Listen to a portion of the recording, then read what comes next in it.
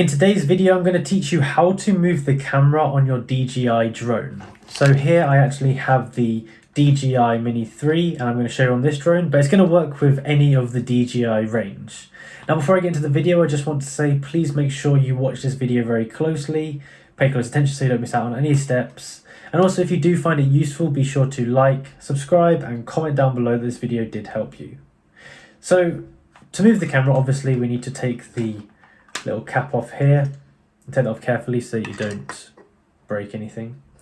And we're going to need the drone to be on, so you have to turn it on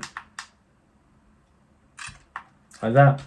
And we're also going to need to have the remote control on and connected to the drone, so I'll turn that on. Cool. So if I was actually going to do this for real, I would connect the controller up to the drone. I do that through my app, but I'm not going to do that. I'm just going to show you how you would actually go about doing it.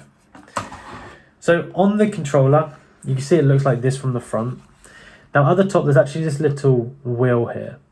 And what you can do is if you move this wheel left and right, this is going to move the camera down or up, depending on the direction that you move it. So that's how you change sort of the, I guess, the up or down view of it.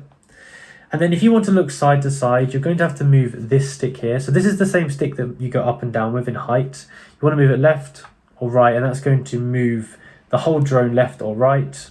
But that's going to be how you move the camera in different directions.